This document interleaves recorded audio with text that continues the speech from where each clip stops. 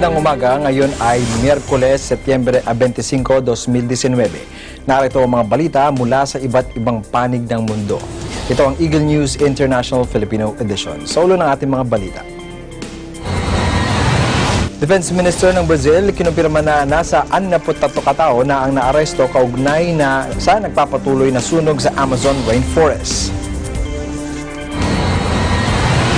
Mahigit 200 katao namatay sa pagsiklab ng karahasan sa Papua region ng Indonesia. US President Donald Trump nilinaw na wala pang nakatakdang schedule ng pakikipagpulong kay Iranian President Hassan Rouhani sa sidelines ng United Nations. Brazilians nagprotesta sa Rio de Janeiro laban sa anilay police violence na nangyayari sa mga favelas.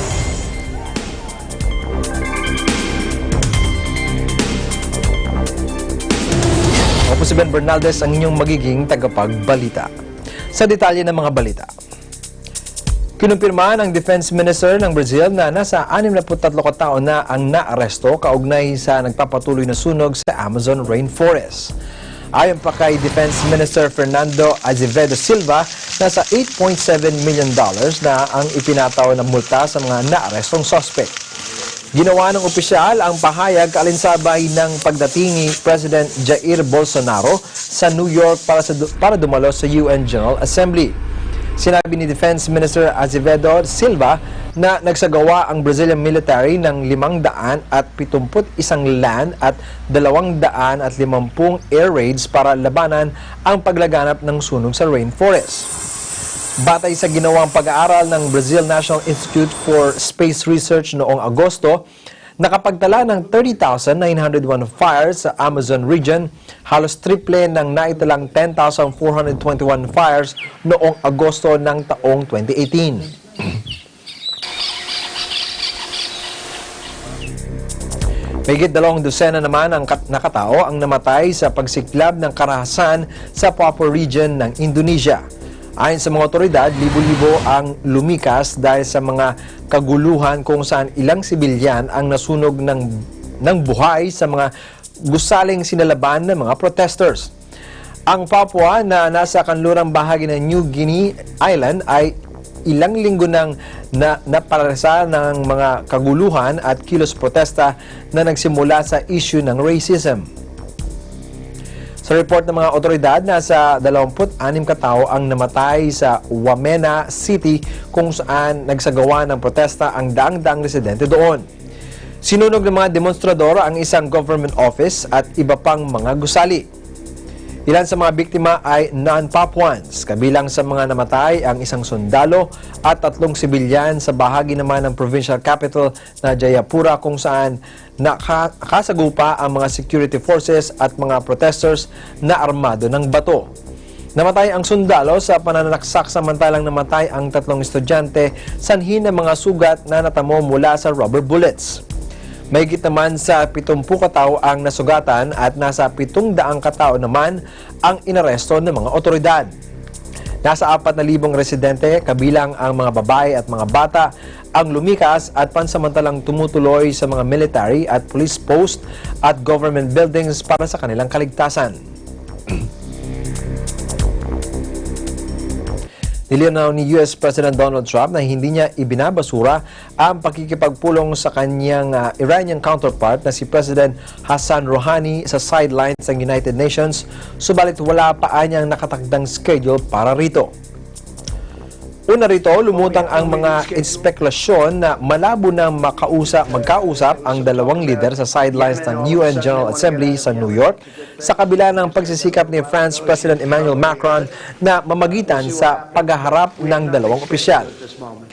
Sinasabing lalong lumabo na magkaharap ang dalawang opisyal dahil sa naganap na pag-atake sa Saudi oil facilities na isinisisi ng Estados Unidos sa Iran. Well, we have no meeting scheduled. Somebody said they'd like to meet. There was some talk about Yemen. All of a sudden, they want to get out of Yemen. That's a good thing. I just heard that a little while ago, as you probably heard it. We'll see what happens, but we have nothing scheduled at this moment. So you wouldn't rule it out? I never rule anything out. Why would I do that? Ipinahayag ni Hong Kong Chief Executive Carrie Lam na nasasaktan siya na nakikita ang mga kabataang naaresto sa mga isinasagawang kilos protesta.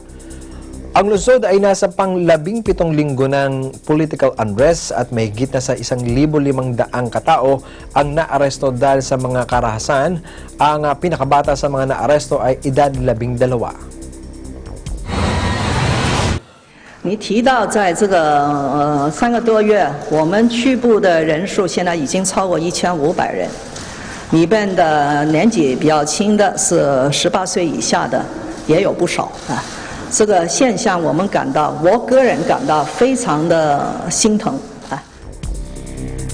Ang iba pang mga balita sa pagbabalik ng Eagle News International Filipino Edition.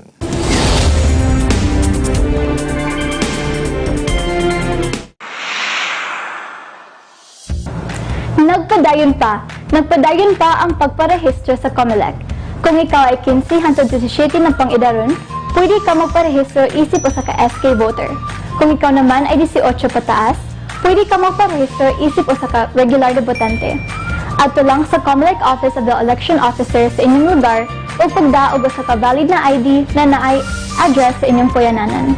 Ang COMELEC ay abli gikan sa alas 8 sa buntag hangtod sa alas 5 sa hapon gikan Lunes hangtod sa Sabado o bisan pa sa mga holidays. Unsa pa nga gihuwat? Halina, magrehistro ta.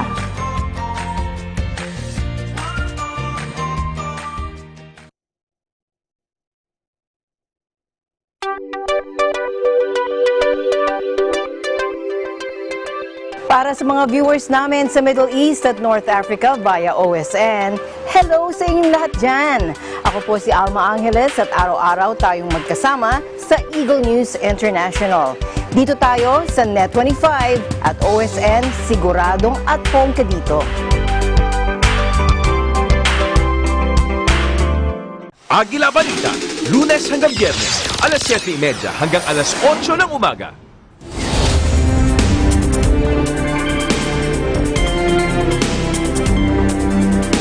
Nagprotesta ang mga Brazilians sa Rio de Janeiro laban sa anilay police violence na nangyayari sa mga favelas.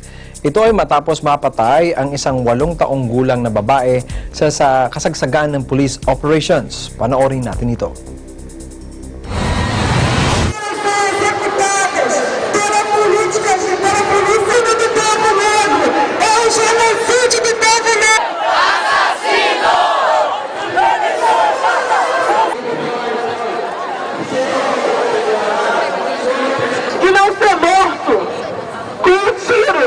Achado esse genocídio de povo negro pela desmilitarização da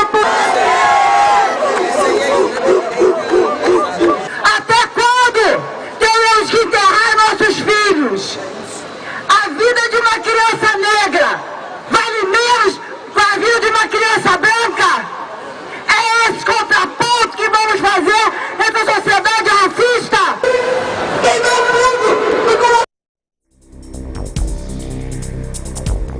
Nagpahayag ng kalungkutan si Rio de Janeiro Governor Wilson Witzel sa pagkamatay ng isang 8 taong gulang na babae sa nangyaring police operation sa isang favela sa Rio de Janeiro.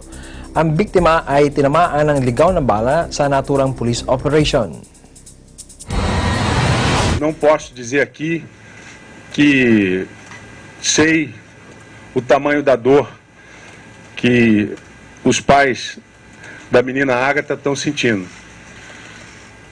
Mas sei que jamais gostaria de passar por um momento como esse. E tem sido difícil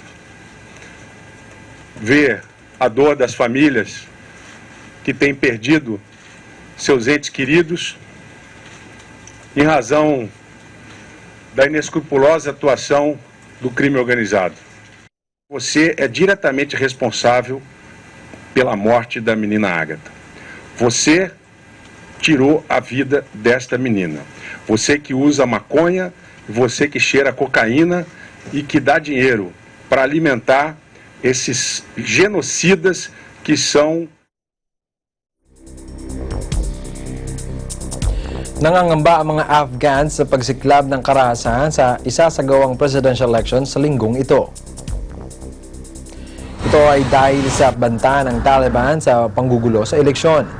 Ang iba namang residente na nais lumahok sa eleksyon ay nababahala naman na mabahiran lamang ng dayaan ang halalan. Kaugnay nito, nagbanta ang Taliban na guguluhin nila ang isasagawang eleksyon. Batay sa report ng United Nations, mahigit sa 1,500 sibilyan ang napatay sa mga karahasan noong lamang buwan ng Hulyo.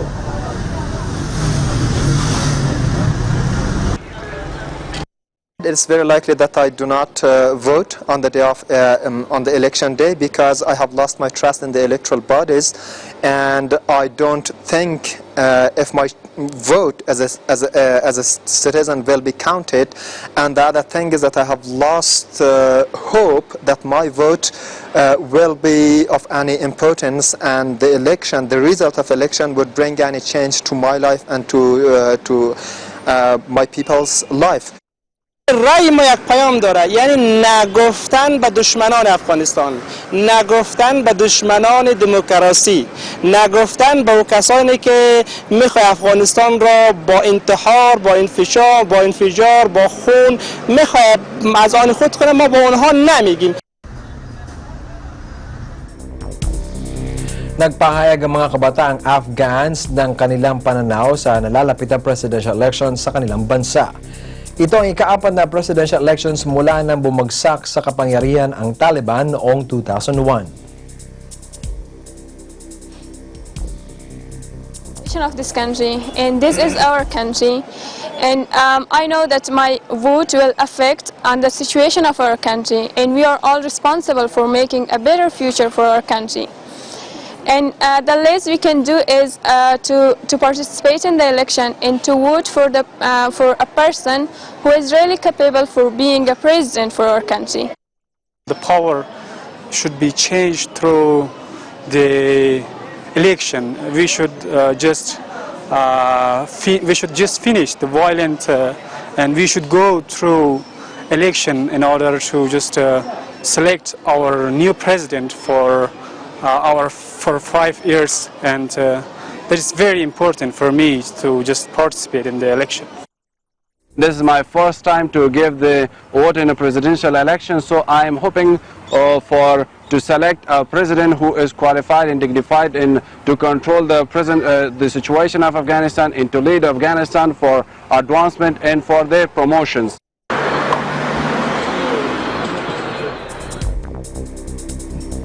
Ang iba pang mga balita sa aming pagbabalik.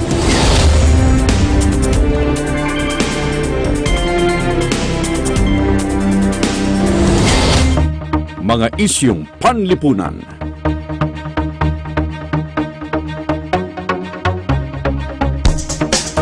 Mga isyung pampolitika.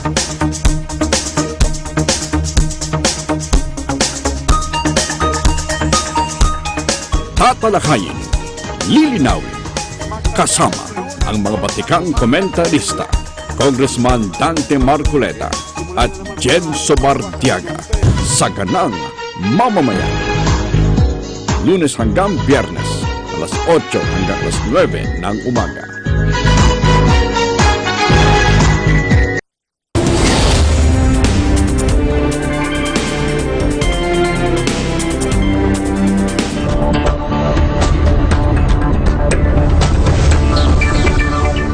Bumagsak ang ekonomiya ng British travel firm Thomas Cook na nagdulot ng pagka-stranded ng mga kliyenteng turista sa iba't ibang bansa.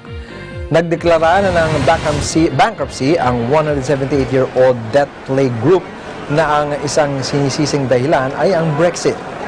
Dahil anila sa hindi pa naayos na gusot sa Brexit ay bumagsak ang kanilang bookings.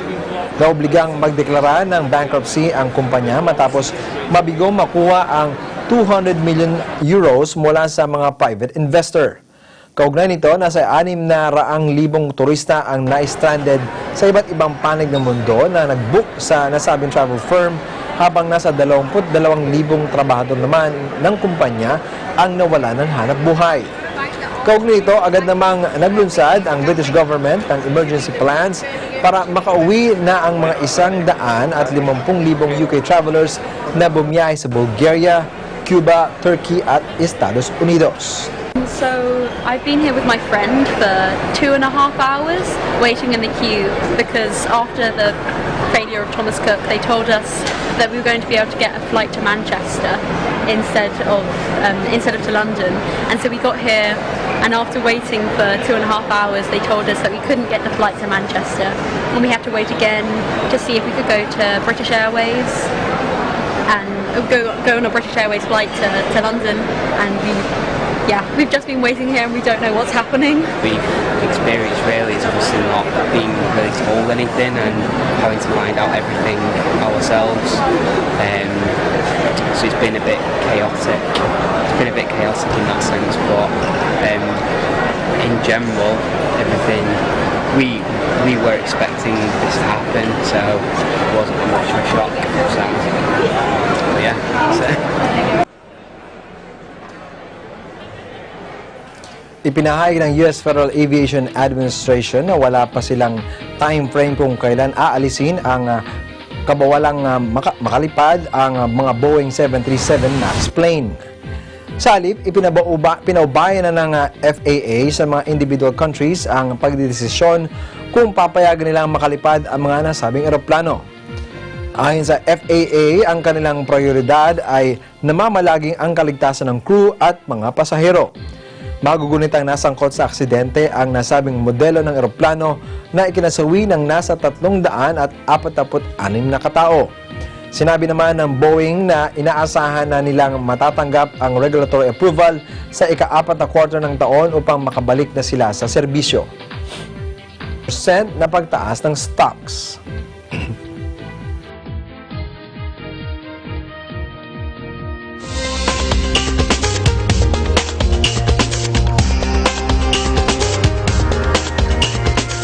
Pinigilan ng mga security officers na makalapit si teenage climate activist Greta Thunberg kay US President Donald Trump sa idinaos na UN Climate Summit.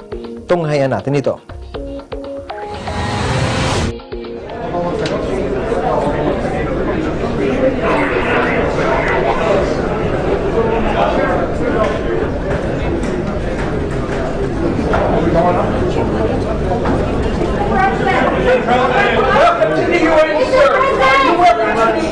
Thank you very much.